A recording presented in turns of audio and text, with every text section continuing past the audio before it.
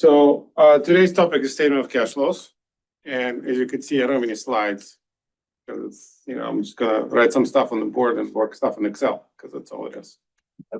I thought you guys, my impression was that most of you had a pretty good sense of, basic double entry bookkeeping from last time we met.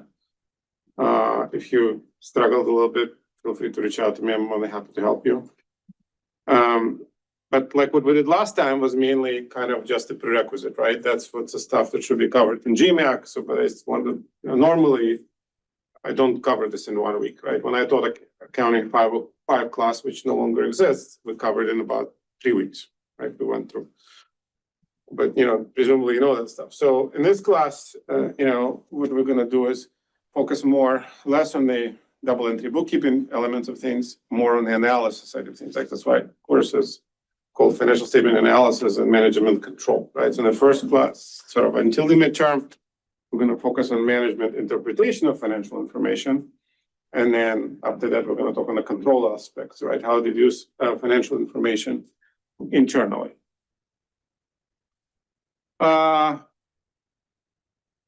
So why is statement of cash flow is important? You're all familiar with the income statement. Now, income statement is prepared on an accrual basis, right?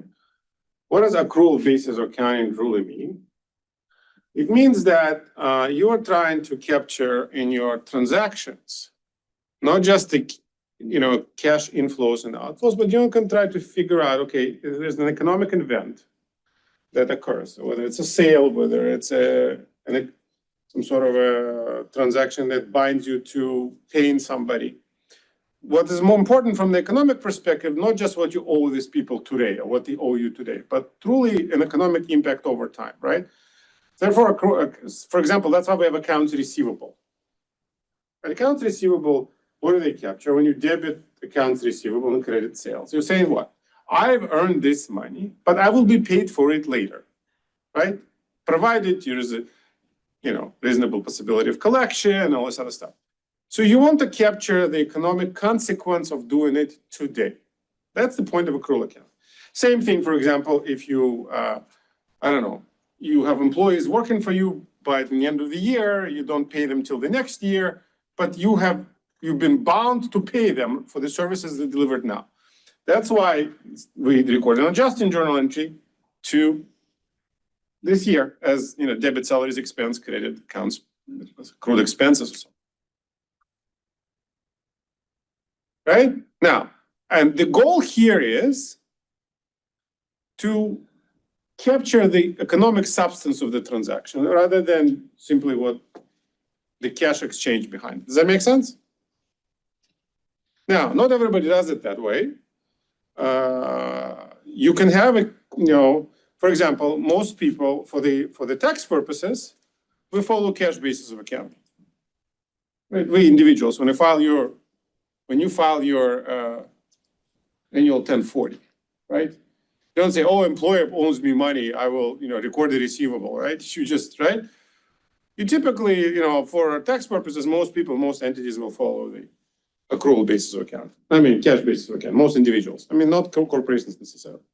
Right? Small businesses oftentimes will follow cash basis of accounting because it's not practical for them, right? They just care about cash in, cash out. Now, why am I bringing it up? Because statement of cash flow is a document that bridges those two worlds. It essentially allows you, we will allow our accrual basis of accounting, and accrual basis of accounting captures the substance of economic transactions correctly. Economic substance. But cash is still the king. Cash is still important, right? Why is it important? Because there is uncertainty over, for example, cash collections, right? Yes, I debit receivables, credit cash, but there is still a risk that I won't collect, right? But the other party will default, right? So I still want to know, what? I've earned $1 million of accrual-based net income this year, but how much was it truly in cash? Because what's in cash is in your hands, right? So I also teach finance. Finance people, for example, are entirely about cash. They don't care about the accrual basis of accounting. They care about what's called operating cash flow, which is operating cash flow is a component of net income in cash, right?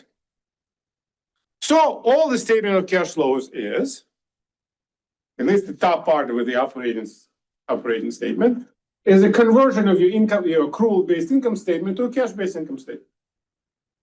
So operating cash flow is the component of your operating income in cash. Now, what we know from many years of research is that the more you have, the more of your net income is in cash, the more reliable it is, the more persistent it is, the more sustainable it is. That's why when you value a company, you care about cash flows. You want to understand the cash flows. Does that make sense? So that's the only, now, why am I teaching it in this class? Well, for one reason is, from the perspective of the operations, from a managerial perspective, if you remember, this class is not about bookkeeping. It's an MBA course. And, most of you take this class not because you want to be accountants. Anybody here wants to be an accountant? Most of you won't take it because you want to manage a company, you want to manage a business, you want to be an entrepreneur, you want to be able to talk to finance people, you want to be able to talk to marketing people. So your perspective, okay, if I need to do accounting, I'll hire somebody who knows accounting, right? But I need to be able to use accounting information to manage a company, right? And cash flow is critically important to managing the company. Being able to manage your cash, right? Understand how much money you get in cash, right? So it should be very intuitive. Why? Because you have to pay your bills with cash. If you don't have enough cash, if your business doesn't generate enough cash, well, you can go bankrupt, quite honestly. You won't be able to pay your suppliers, and you have to pay interest, right? I give you a very interesting personal example this year.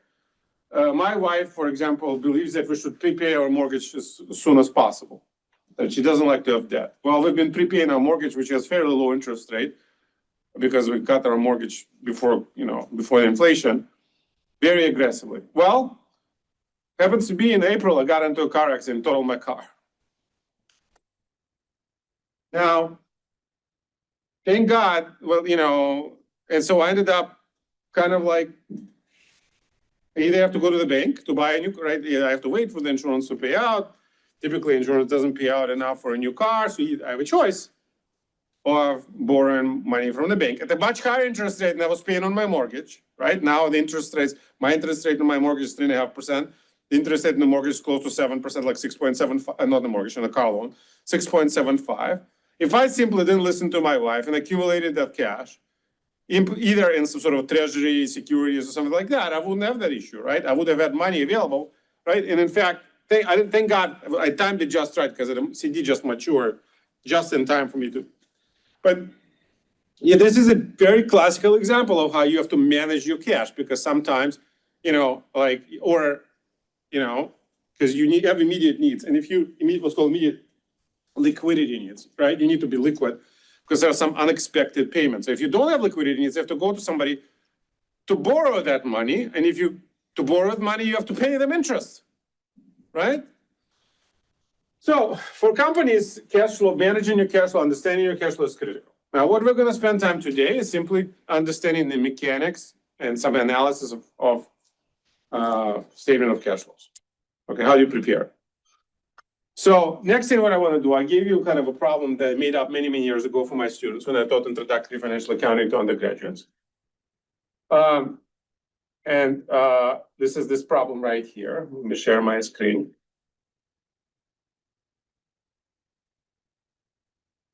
And I'm going to, this is completely hypothetical. So what statement of cash flows does, and there are two ways to doing this. There's this called indirect method and direct method, right? Indirect and direct versus direct. The majority of companies use this method to prepare their statement of cash flows, indirect method. Why? Because it's just simply easier. Income and balance sheets. Yeah. But the one that is actually more useful to decision making is this one. Right? So I will spend most of the time here, but then if we have time, I'll show you an example from here, okay? So when you look at so first, before I even go here, right? Here, this is the solution, right? So let's try not to look at the solution. Maybe I should hide the solution. Hide the solution for now.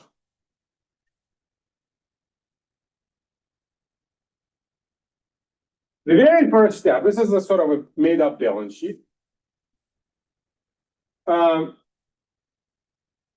you know, balance sheet, and remember, what you want to do when you prepare a statement of cash flows, the operating side at least, is to undo this accrual effects, right? So you want to actually go take implicitly or explicitly, depending on which methodology you use, you want to take out the amount of revenue that is not in cash. You want to take out the amount of payables, the amount of expenses that were not actually paid, right? Does that make sense? So let me give you just, before I even go there. So suppose I told you that I have a revenue of $1 million, right? And my accounts receivable in the beginning of the year were 100,000, and in the end of the year were 200,000. Right? Now we know, and assume that everything, there's no cash sales. I mean, everything is first on credit and then just gets collected. Does that make sense? So if this were a case, right? This was to record revenue. What journal entry would we book originally? We debited accounts receivable of $1 million and credit revenue of $1 million, right? Is that correct? So that 1 million must have been here, right? Now, in order for my T accounts to balance, what do I need? I need to put what? 900,000 here, right? I didn't. Right? So what does this 900,000 represent? Cash collected from customers.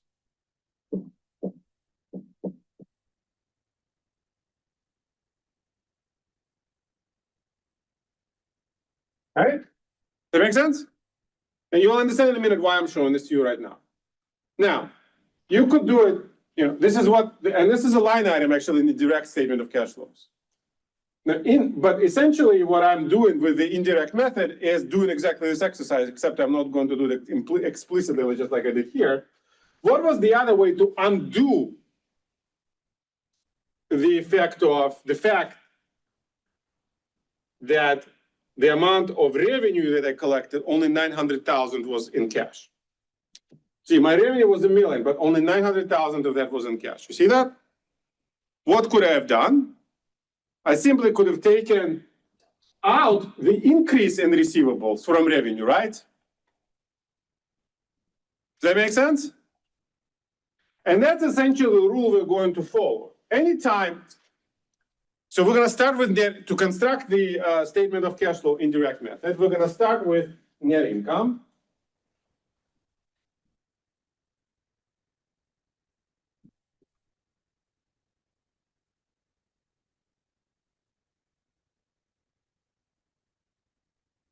And what do I need to do? I have to take out any non-cash components of net income. So I'm going to start with net income or loss. And the very first step I will always do is I will back out any non-cash expenses or revenues, right? And the classic non-cash expense is what? What expense is always there? It's never in cash. Start with a D. Depreciation. Depreciation is always on the net income statement, it's always, but it's never in cash. So it always is to get its effect out of net income. It's not, what do you need to do? You need to add it back, right? Because remember, you're trying to get to the cash component. So you always add back depreciation. And there'll be some other things. Let's say, now, I gave you an examples with receivables. Now think from that example. In my example, receivables went up. That means the amount of cash went down. What type of asset is receivables? Current or non-current? Current. And in the operating section, we will always deal with current, right? Non-current will go to investing.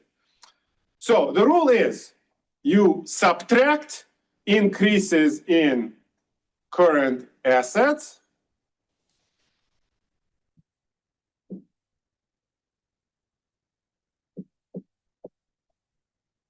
subtract increases in current assets, right? But if they went down, it's like you bought them, right? Now let's say you bought them for cash, so there's less cash with your available. In reality, if your current assets go up, like receivables or inventory, you tie up, they're non-cash items, right? And you tie up your cash in them, right? So therefore, any increases in current assets should be what? Subtracted, right, from net income. Conversely, decreases in current assets, like you sold it, think of them like I sold them for cash, right? When receivables go down, that means what? Your collections exceed your credit sales, right? So any decrease in current receivables should be added back.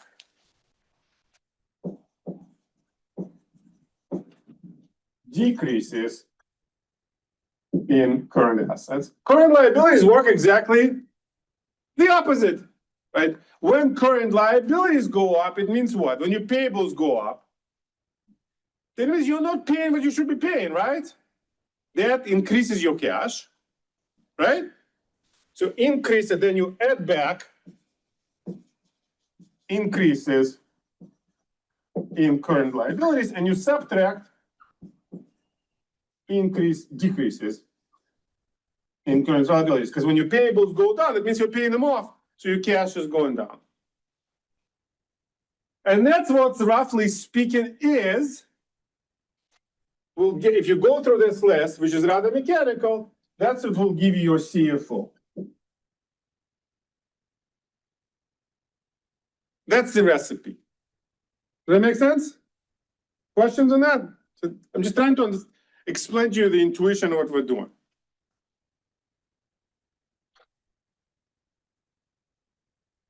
You guys with me? Okay.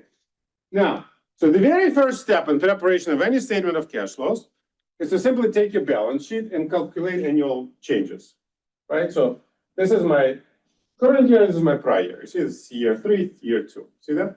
So all I would then here, it's an Excel spreadsheet. I simply went ahead and calculated what's now. What goes into the operating section is only current things, right? So it would be things like receivables. Cash doesn't, because cash will go to just you reconcile to change in cash in the end. It will be receivables, inventories, investments, land. No, I'm sorry, receivables and inventories. Investments and land are what equipment and accumulated what kind of assets? Non-current, right? Typically. I'm going to assume they're non-current. So those guys will go in which section of statement of cash flow? Investing section, right? So non-current assets, they all go to the investing section, right? And then what goes into the operating as they operate current liabilities, which would be payables, accrued expenses, dividends. Well, dividends are kind of tricky. Dividends actually, anything related to dividends will go to financing, right? So we're going to ignore dividends. So up to the only things that will go to operating will be my receivables, inventory, payables, and accruals. Okay, that's what's going to happen. Then I need to look at my income statement. And I don't give you much, here, but you see that there is in fact some depreciation, right? So it must have been some depreciation expense, which I didn't tell you about. See that? But I tell you that there is no disposals of equipment, which means what? If you have a depreciation, if you think about the accumulated depreciation account, right? Accumulated depreciation went from 500,000 to 600,000. Where would disposals go here? If there was any disposals of equipment, it would be a debit or a credit? It would be a debit. What would be a credit? Acquisition. No, just the depreciation expense for the year. Right? Any depreciation expense for the year will be here. There is nothing here. Right? So what was the depreciation expense for the year? 100,000. Even though I didn't tell you about it, it's implicit in here, right? You see that? Okay. So now I kind of know everything I need, right? what do I need?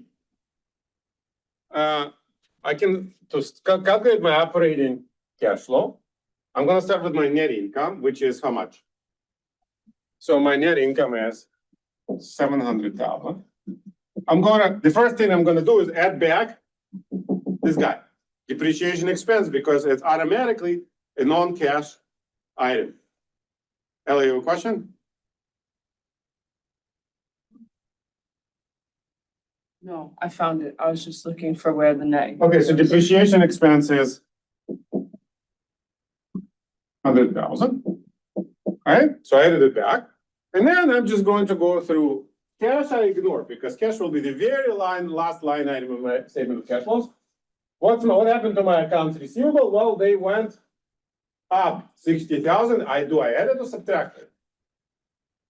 When I remember the rule, when assets increase, current assets increase, I buy them, which means I spend cash, right? So subtract 60,000. So increase in AR 60,000. Okay. Then I have inventories. What happened to inventories? They increase 150,000. What am I doing with them? Same thing with the receivables. It's a current asset. What do I need to do?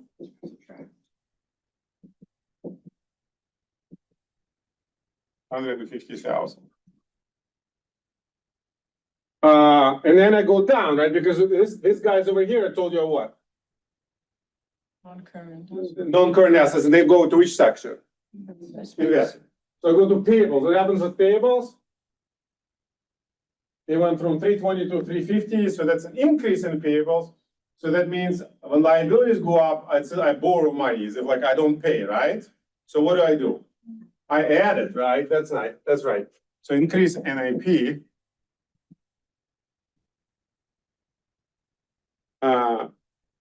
Of 30. And accruals went down, means I kind of what? What did I do? I paid them, right? So you subtract that, or decrease in accrued 15,000. And that's my CFO. Now let's open up the columns. Right, that's what I have. Oh, I forgot about another thing. Gain on sale for investments. So let's leave that one out for now because that we need to do. Let's ignore this line item. I'll come back to that. Okay. So increase in AR 60,000, right? Subtracted. Increase in inventory 150,000. Increase in AP 30,000. Decrease in accrued expenses. Now I need to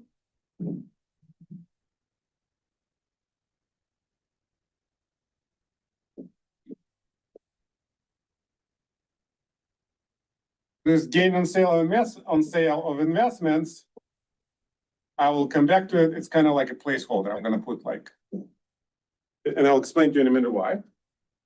Now, why do I need to account for that? It's a good transition to the next section. Because it says here, investments sold for cash, $175,000. So I got $175,000 for my investments.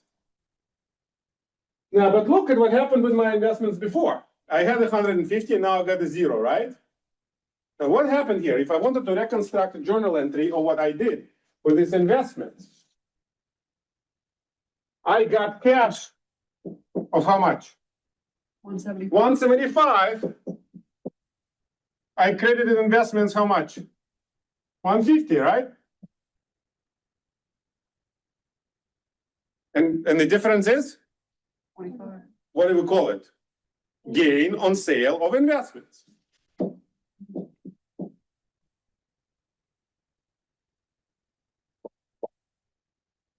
Yeah. What's that?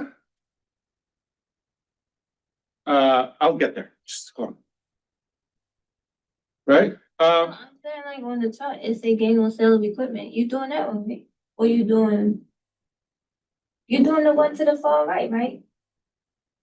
All right, that's a typo. Sorry. Okay, I It's, just, I'm sorry. It should say gain on sale of investments. okay, That's fine. All right. Yeah. That should have said.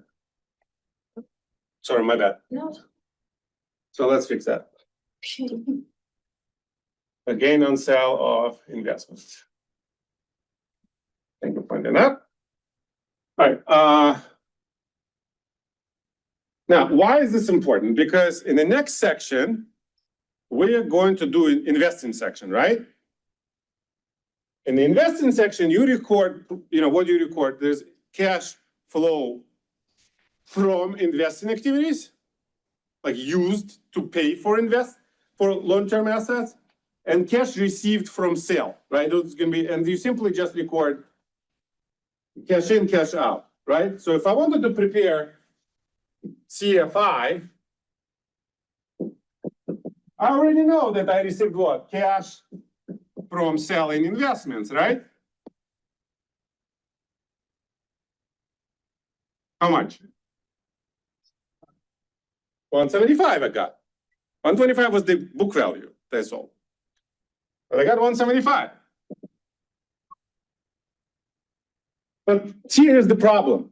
This gain that I had of $25,000, it's included in this 175, but it's also included where?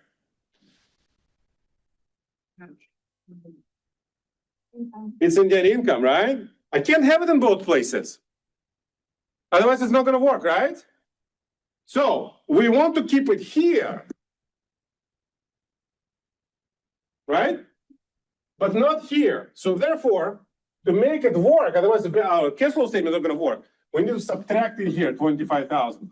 So we don't double count it. You have to make up your mind. Where do you want to count it? Here or there? And we want it because it's really part of the proceeds from the sale of investments. We want to take it out from here. Does that make sense? So after I've done all of that, now I can do my operating section, operating cash flow, and that's 580,000 right there. Now, I already started doing my CFI. So I took care, and one way to check it off, you check off every line item. So I've done this, I've done this, I've done this. Now I come to land. What happened to land during the year? Land is a non-current asset. It went up by 500,000, right? So, and we're not told otherwise, so we figured that what? We bought land for cash, right? We didn't buy it with a loan or anything like that, otherwise I would have told you so. So the next line item is land purchase, 500,000. Right? And finally, we also are told that there were no disposals of equipment. That means, but equipment did go up, right? From 1.2 million to 1.4 million, right? It must have been that we also bought equipment. So equipment purchase for cash.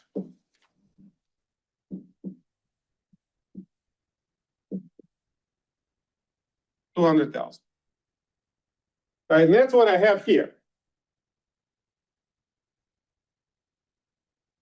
And that together nets out to be CFI, in fact, is negative, so that we used more cash than we invested more than we received back, which is 525,000 negative. Okay. All right, now we're ready for which section? So again, now I've gotten everything checked off here, right? I've gone through all the current assets, no current. I've got my current liabilities. Now I'm left with what? With just dividends, common stock, additional paid in capital, and retained earnings, right? So these are my financing liabilities and equity side of things. So going back to notes, common stock issued for cash and dividends were declared and paid during the year, right? That make sense? So what do we see now? Let's skip dividends. We always deal with dividends last because dividends are affecting what retained earnings account, right? So we're going to deal with dividends payable as we deal with retained earnings. So we go to common stock. Common stock went from 700 to 800, meaning what? We issued common stock for how much? 100,000. So we've got $100,000 worth of common stock.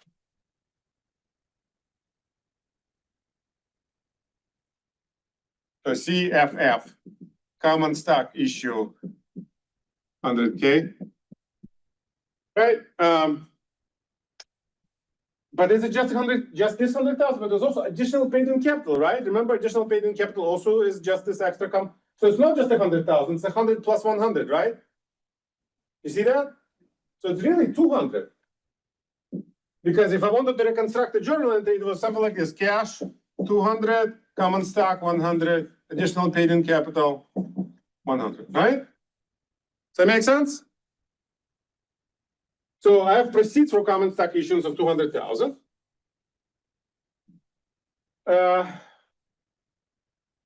And then I have dividends, right? So what I have left is I need to explain retained earnings and dividends, the two accounts. And here it's always helpful to use a T account to kind of understand what happened. So I'm going to just do a retained earnings T account. So retained earnings went from 1 million to 1.5 million, correct?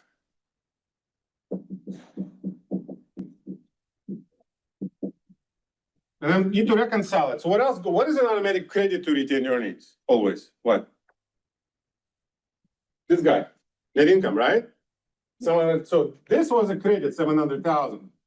So to balance it, what do I need? I need a debit of 200. These are what? Dividends paid?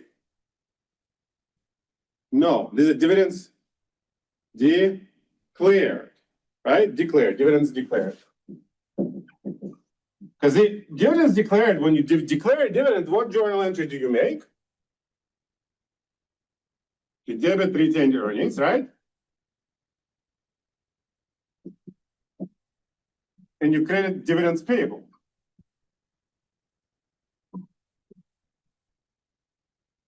Right? But you care about just declared dividends. What kind of dividends do you care about? Only the dividends that were in fact paid. Well, I see that, in fact, my dividends payable went from 25 to 40. That means, did I pay all of them out? No. Of 200,000 I declared, 15,000 added to the payable, right? So what was the actual cash paid? 200 minus 15,000. Does that make sense? You understand what I'm saying? No? Because this is the payable. If my dividends payable didn't change, that would assume that the whole 200 was paid out. But they in fact increased. That means I paid out how much? 15,000 less than I declared, right? Which is 185,000, sorry. So dividends paid was 200 minus 15,000, 185,000.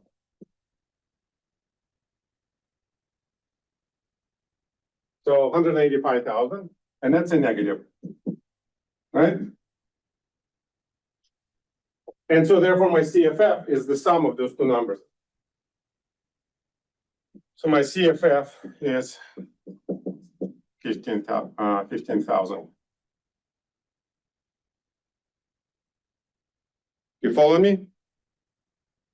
Okay, so, and I kind of did all of this. You see the journal entries here, the T account there that I just did on the board, it's all right there.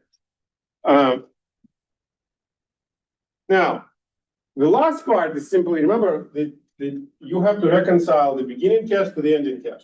So the change in cash is what? The sum of your CFO, CFI, CFF is the change in cash that you should get in your statement of cash flows for it to work. So 580 minus 525 plus 15 is 70,000. Does it agree to here? Yes, it does. That means you've done it right. So then you just simply pro forma show 375 plus 70 equals 445. That means your statement of cash flows is correct. Does that make sense?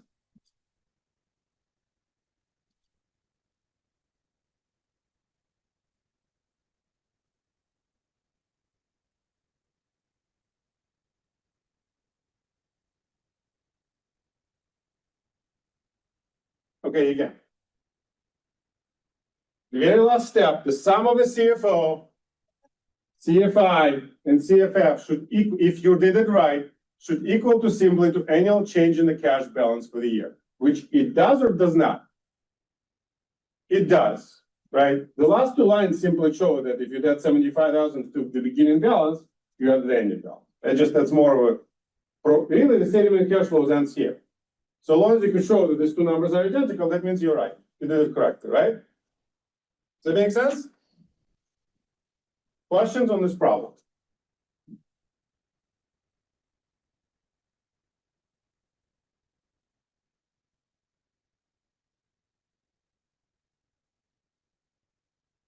But when you use the income statement, is it significant when you prepare What do you mean? the statement of cash flow? The full set of financial statements is income statement, balance sheet, statement of cash flows, and statement of shareholders' equity. Right, They're all important in their own right. right, but do you use the previous income statement to prepare the? No, use the current years. It's the reconciliation of the current year's net income.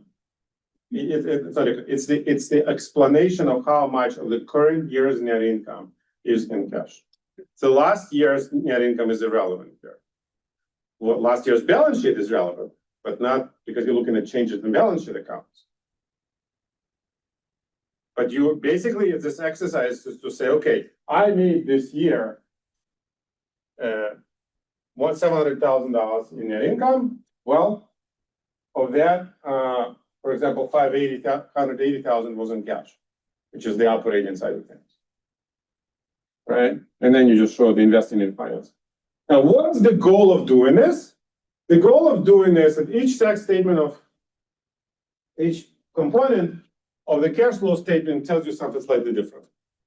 The CFO tells you how much of operating net income of the company is in cash.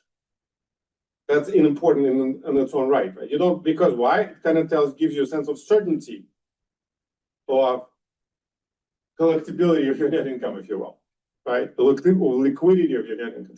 And in fact, it's been shown that the higher the proportion of net income, the ratio of CFO to net income, this ratio is, the higher it is, the better the future performance of the company.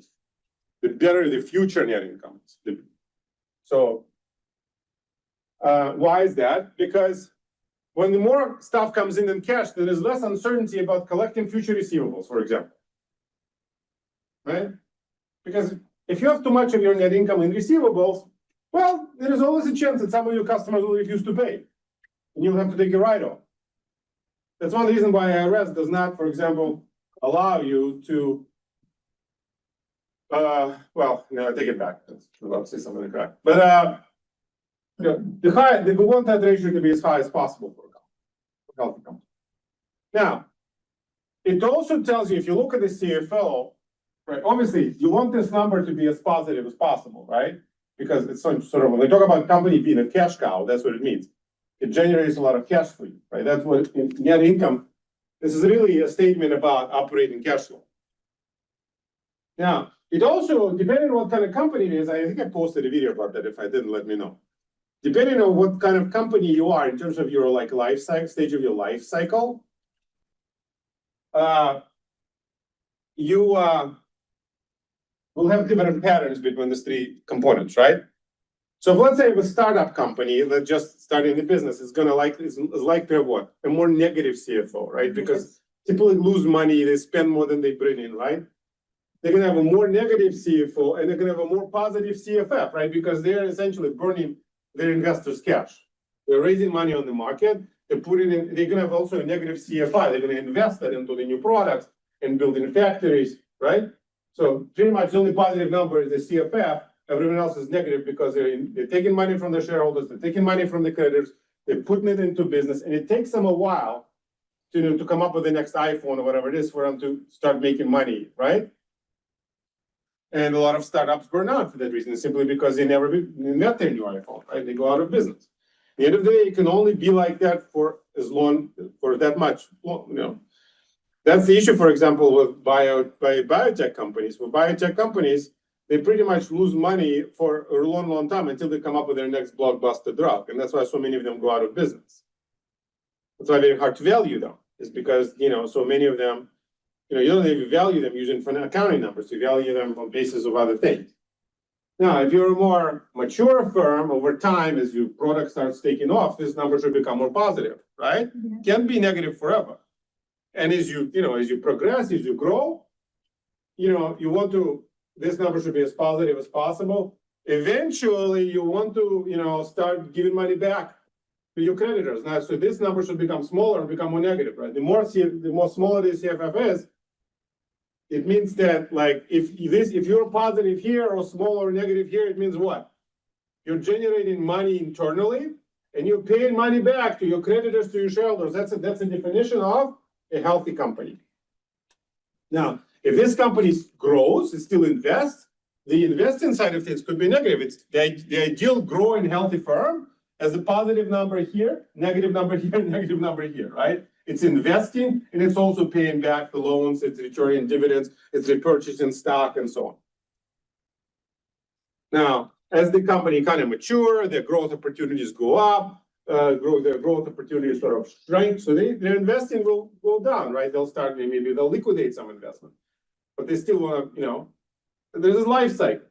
And eventually, as the company kind of approaches its natural death, this number will start going down, they will start liquidating their businesses, maybe they might sort of, ideally, it's normal, right? You don't want to have a firm that doesn't make any money and just take shareholders' money forever. It's sort of like you want to, once the firm is ready to be folded, if there's no more growth opportunities, you keep this as high as long as you can, and eventually you stop investing because there's nothing to invest in, and you return money to the shareholders, right? Now, what happens oftentimes if the company is in distress, they will actually do the opposite. They'll go out and say, "Oh, we're in trouble. This number is negative. Give us more money so we can turn around." And then they'll raise some money from investors, whatever. And hopefully, if they turn themselves around, great. If not, certain things are unavoidable in business. That's why this is a very important document. Okay. Any questions on this problem? Specifically? No? Okay. Let us let's look at another example. Is Monette here and Alicia? No? Let's look at another example. By the way, from my perspective, if you can do those two problems, that I've posted, and those problems, that's all you need to know in this class, right? That's the level, because statement of cash flows could be pretty complex. But I'm not trying to make accountants out of you. So, if you can really prepare these two, that's enough. Yeah, go ahead. Are there any particular problems from the chapter that you recommend this week, like you did with chapters 1 through? No, yeah. Oh, you mean there's homework assigned? Yeah. Oh, you mean I didn't say? Oh, you're saying in class? Or no, so, well, yeah, last week you sent out a couple, and we did some in class, but. No, but this, instead of doing the book this year, I just give you mine. I mean, you can pick if you want, I can tell, but your homework is what you should be doing. All right, so let's look at this one, slightly different. A little bit more difficult. All right, so prepare a statement of cash flows for fiscal year ended December 31st, 2022 for the following information. From the following information, you have a balance sheet for 2 years. And again, there's no one investments, but it has some property, plant and equipment, some accounts payable. There's notes payable, right? So there's going to be some financing for that. There's common stock retained earnings and so on. And now I gave you a more detailed income statement. See that? I gave you, I actually kind of broke it down. And depreciation is actually listed right there. And also I give you, there's also going to be some additional information in these questions because you need to know more about what happened in order to prepare it. So all dividends were paid in cash. So it's no longer dividends payable issue, which is good.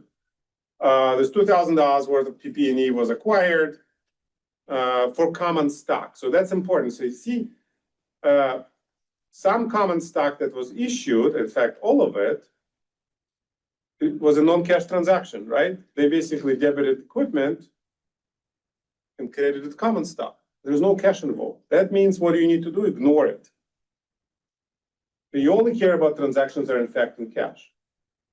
And it issues long-term notes payable entirely for cash. Solution. All right. The very first line item is what? Net income, which is negative. In this case, it's a loss of $120 or $120,000, whatever. Then what do? You add back depreciation expense. You guys following me? Do you need to make it bigger? Make it bigger. Then accounts receivable. Accounts receivable went down. You see that? From 500 to 123. That's a decrease. So we add back the decrease of 377. You see that? Inventories also went down. So anytime current assets go down, you add them back. Prepaid expenses went down. You also added that. Now we go to our operating liabilities, current liabilities, payables went up. Wait, what are you looking? You said accounts payable went from 1,000 to 700, right? No, it's the other way around. From 700 to 1,000, it's accountants. Okay. So you. Counting away is the right to left. That's an increase. So, right, so you added back 300. And accrued expenses, what happened to them? They went down 200, so you subtract them. Okay. Subtract them.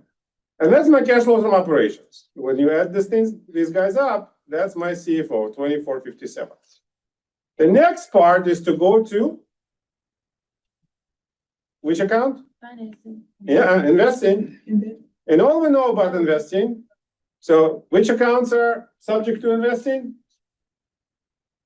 Non-current assets. Non-current assets. So the only non-current asset I have the plant, property, plant, equipment, depreciation, obviously. But we also know that $2,000 of property, plant, equipment was acquired for common stock. Now, whatever we come up with, we know there was no disposals because I told you so, right? Or maybe there were. I didn't tell you that. So we need to analyze what happened with my property, plant, and equipment. So that's why it's always good to in the cash flow statement. It's always good to love T accounts because T accounts are really, really helpful in preparation of statement of cash.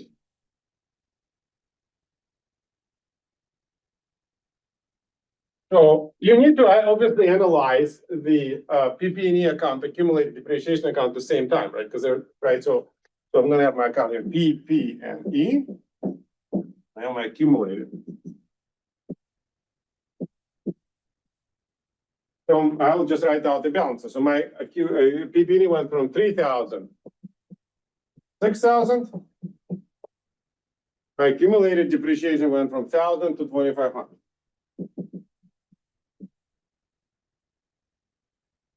Right? Now, I also know that there was depreciation expense of 1,500, right? Right there. So that was always a credit to accumulated, right? 1,500. And I also happen to know that was $2,000 of equipment was acquired for cash, acquired for common stock, right? So I need to put that in. But I know this is not going to go in the statement of cash flows because it's a non-cash item. Now, we're just going to have it like as a footnote, right? But not just in the bottom. But here, let's look at this T2T accounts. Do they balance? No. You said do they balance? Yeah, do they balance? No, No, they don't. they don't. So I needed, so I need another 1,000 here, right? For this to balance. If I didn't mess anything up. It's supposed to be 1,000. Yeah, and what about here? And does this one balance? That's 4,000. Now this balance is 1,000 plus 1,500 is 2,500, so there's nothing here. So I know what? There was an additional acquisition of PP&E for $1,000, right? So when I go to my CFI, even though my total change in PP&E was $3,000, only $1,000 was to pay equipment paid for cash. You see that here? Yeah. And there were no disposals. How do I know there were no disposals? Is it from this account? No, because there's nothing here. If there's no, see, this perfectly reconciles. So long there's nothing here, there are no cash sales of equipment. So that's why I'm perfectly comfortable just plugging $1,000 here. If in fact something was here, that means something must have been also here, right? And I couldn't simply just put 1,000 in, but that makes things a little too complicated. So right now there is nothing here. Right, so I can simply just say $1,000 was equipment spent on cash spent on equipment. So I do see they added rendered. So if you see the word rendered, does that count as well? So what? Like when they say like, I think one of the questions on I still like services rendered. No. The services rendered is just revenue. That's not the cash flow question. Okay, let's go back. So now we're done with finance, investing. Now we're ready to go to financing. So what's left to financing? Financing, what's left is long-term liabilities and the equity, right? Now we know that common stock, the whole $2,000 change is accounted for with this equipment, right? So we know that this one is out. So all we care is the long-term payable, right? And the dividends, because that's the retained earnings account. So why do you say common stock is out again? Because I said here in the bottom, $2,000 of property, plant, and equipment is acquired for common stock. So the journal entry was, this 2,000. Remember I said non-cash item? So the journal entry for was PP&E debit 2,000, common stock 2,000. Okay. Was there any cash effect? No. No. So if there is no cash effect, we don't care about that line item.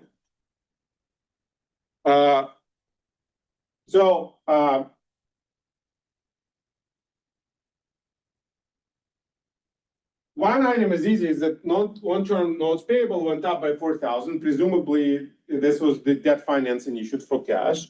So they see that $4,000 here as the cash obtained from additional borrowings.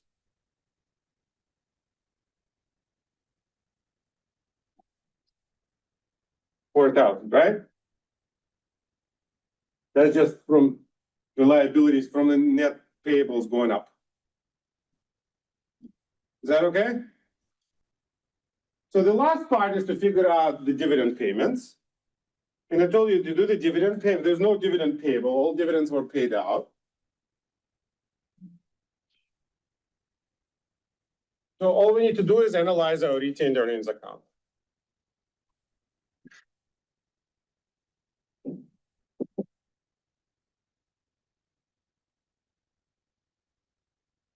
And retained earnings, the beginning balance was 2,000.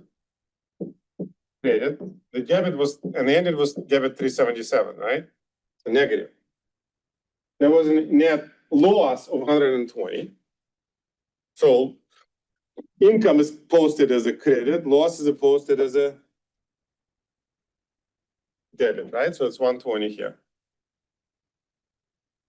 So it went from 2,000 minus 120 is what?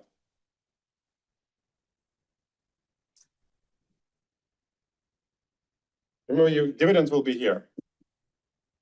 So solve for X, 2,000 minus 120 minus X equals negative 377. This is the equation you gotta solve. Equal minus 377. What is X equal to? 2,000 minus 120 plus 377. Right? How much? 57. Sure, it should be, I believe. Yes. So your dividends paid, this is 2257. Dividends paid. Which is, what I have it here. So they actually paid out so much dividends that they turned their cash flows, the retained earnings balance negative. So it was called liquidated dividend. So 4,000 minus 2257 gives you 1743, which is net cash flow for financing. Okay, then you add up CFO plus, well, negative CFI plus positive CFF. That's your net change in cash, 3,200. Does it reconcile? It does, because the change in cash is in fact 3,200. You guys see that? Have it here in the bottom. Change in cash is went from 800 to 4,000, which is $3,200 increase. Okay, so that's another example.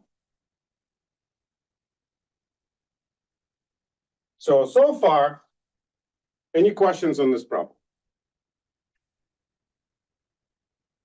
Sorry, I was writing, I missed a step, so we have the additional borrowing at the 4,000, then we subtract what we got for X. No, that was retained earnings calculation. Yeah, for retained earnings. You want me to redo it again? No, I got that part, and then where So- is the 1743? That's just the sum of these two numbers. Oh, okay, that doesn't tie into the bottom at all. Okay. No, that's just the net cash flow from financing. So you need to add these two numbers up, and it will give you that. And then what you do is you take 2457 minus 1,000 plus 1743, and that's what gives you 3,200. Look at the formula.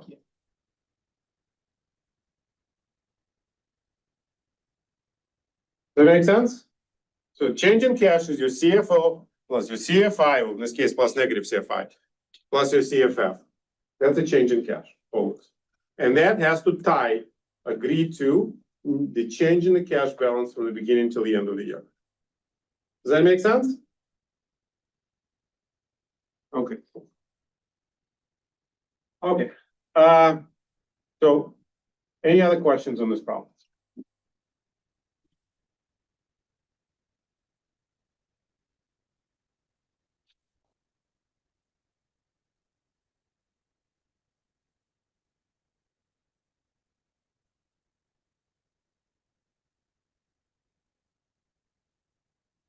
No questions? You gotta just come home and do it. I mean, and I would start actually, before you do the homework, just repeat what I did. So take this Excel spreadsheet, hide the solution, and see if you can redo it. And if you do it that way, the homework will be 1,000 times easier. So I'm gonna ask you a question. The book we brought last year for your, well, the book I brought for your first class, you can still use that for this, right? Well, there's no homework application for it. No, but I'm just saying, the book, the actual accounting and If that. you still have it, if you want to use it as a reference, sure. Okay, you can use that as a, Yeah, I'm just asking. yeah, absolutely, yeah. Cause I mean, online is cool, but I gotta do paper and book. I gotta read it. So, like, I mean, online is okay, but I gotta write it as I'm reading So you it. can buy the paper version of this book for this class? I got the paper version, and then I got the online version, but the paper book is just better. Okay, well, sure. So I was just asking. Absolutely, no, in fact, there's problem examples that I give you, like not, like there's a third, that's from that book. Oh, it is? Yeah, Okay. because Jerry, yes, Mhm. yes, because that's the book, I believe so. Okay, so, any other questions? All right, so let's go back to, If we have time, would you be able to go over the last problem of chapter 3 I homework? told you. okay, somebody lends me, I forgot my textbook at home, so if somebody lends me the book, sure. That was the hardest one. All of So- it. So much scrolling and going No, back and yes. Homework or the, the homework. okay, so I'll be That happy was to take a over. little bit of a. Sure. All right, so let's do see, I gave you problem examples. 1 and 2 was cool. The last problem on 3, it was like Too hard. mind-boggling. It's not hard, but The format. yeah, it's difficult. It made it very difficult to handle. Oh, listen, guys, what is it? I told you if you don't like, I gave you like 2 homeworks I'll drop or something. You did say that, but I still want to do good on it. No, that's fine. No, I'm happy to go over it. I'm happy. Okay. I wanna learn how to do that. The format was just really I also don't confusing. I know what it didn't is. understand. I'm happy to go over it. Get up to a reasonable grade, but I'm like, oh. Okay, so here's this is a problem from the textbook. Guess and check. This is a problem from a different textbook, so that I used before. All right, so so far, we used the indirect method. So I want to spend a few minutes to explain you the direct method. So in the indirect method, we simply, what is the purpose of the indirect method? The purpose of the indirect method is to essentially calculate the amount of net income in cash. It doesn't tell you anything about kind of the breakdown, right? It sort of nets everything out. But for your internal reporting, you may want to know, well, how much revenues was in cash, how much expenses was in cash, right? You want to have a more refined analysis. And that's what the direct method does. The direct method and indirect method are only different with respect to the calculation of CFO. CFI and CFF is the same. So here you have a problem, and in fact, I gave you a video solution, but I want to go, and you should go over the video solution at home. You can see that there's a very standard, there's problem 13A from this textbook that was just mentioned that used to teach accounting 505 out of. But you can see that, you know, it looks virtually identical to what we've done so far, right? Like remember that it's very similar to problem 1, right? So I don't even need to, in fact, it's maybe the same one. Not exactly the same one, but slightly different numbers, right?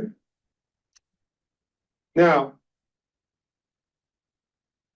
this is the 13.1a version. 13.5a, this is the indirect method right here on the board.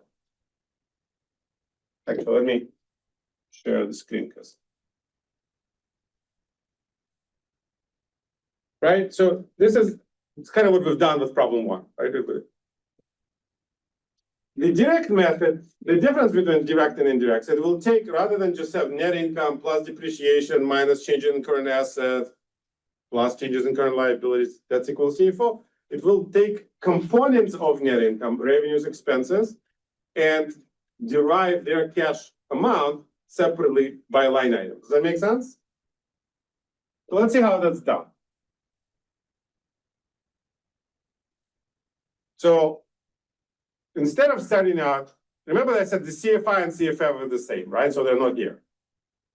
But the very first step is you don't have net income. You go by line items of the income statement. So for each line item of the income statement, there's a corresponding line item in the cash flow statement. So sales, but we know that sales or revenues may not always be in cash, right? And that's actually the very first example I gave you. Right? We said, okay, let's say look at sales. And what is the counterpart of sales on the balance sheet? Accounts receivable, right? Because sales may not be on credit. So sales were 3 million. And my accounts receivable went up from 400 to 450.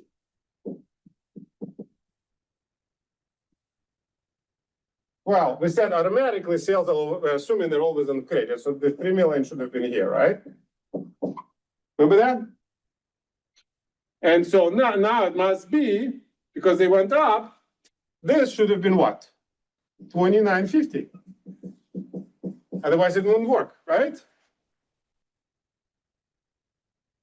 So therefore, that's how we get cash collected from customers, 2950. See that?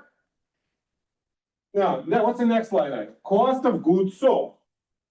And what we call cost of goods sold because some of the cost of goods sold may have been from inventory that was purchased on account, which we didn't pay for yet. So we want to, the cash counterpart of cost of goods sold, so cash paid to suppliers. That's slightly more complicated because it involves inventories and accounts payable at the same time, right? Because first you do what? You buy inventory on account, and then you pay off accounts payable. That's how we kind of assume the process works. So we're gonna have three accounts here, COGS.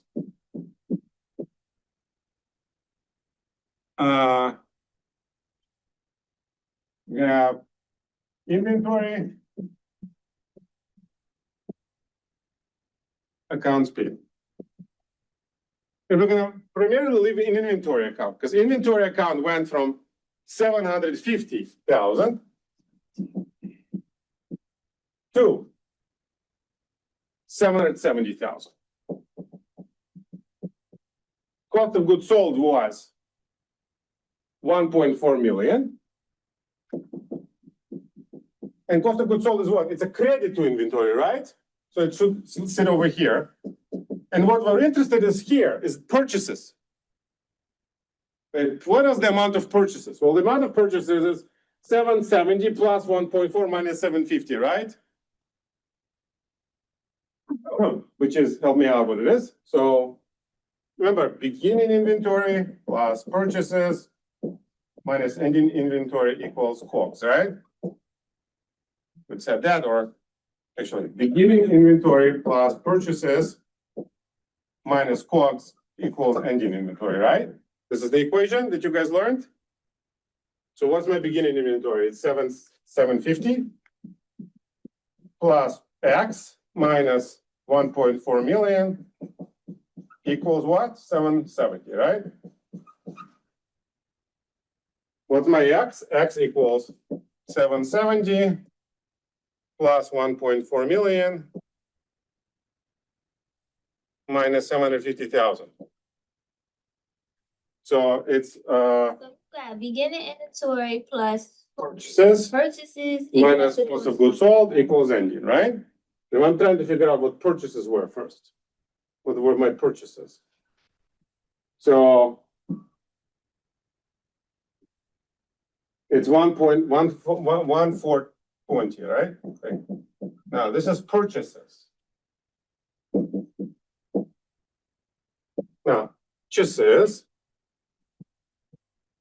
And we're gonna assume we're all automatically went on accounts payable, bottom on credit. So that should be 1,420 here, credit. And accounts payable went what? From 300 to 340.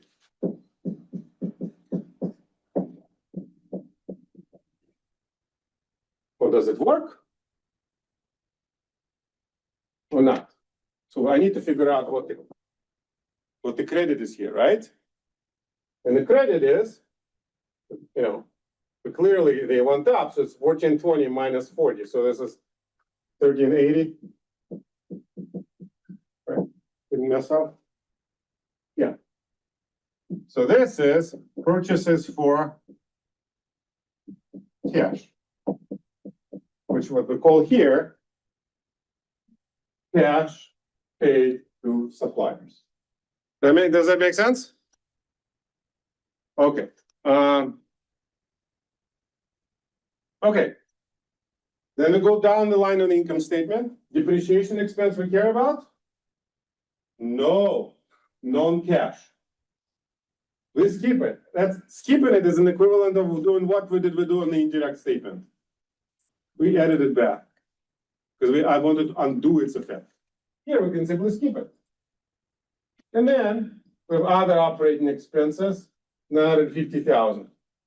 Well, so we took care of receivables, inventory, we took care of payables, so we have this accrued expenses to take care of on the balance sheet among the operating items. So accrued expenses, things like, accrued travel, whatever, paying salaries, things like that. So this one, it went down to 5,000. We assume that basically, it went, we paid off more, 5,000 more, so you can simply take 950 and add $5,000 to it. And that's what gives you cash paid for other operating costs is 955. You see that? All right, and then also we had, taxes. We have income tax expense, 125, which we assume was all for cash. So we're just gonna take that out. Gain on sale for investments is a non-operating item. And we again skip it. What was the equivalent of skipping it on the indirect? But remember what we did? We added it back, remember? I mean, we subtracted it, sorry. We took it out of net income. Here, we don't need to take it out of net income, because we line by line, we can simply ignore it, right? Because we know we'll account for this gain where? In the investing side of things. So that's how the direct statement, the operating cash flow calculation works. Okay? All right.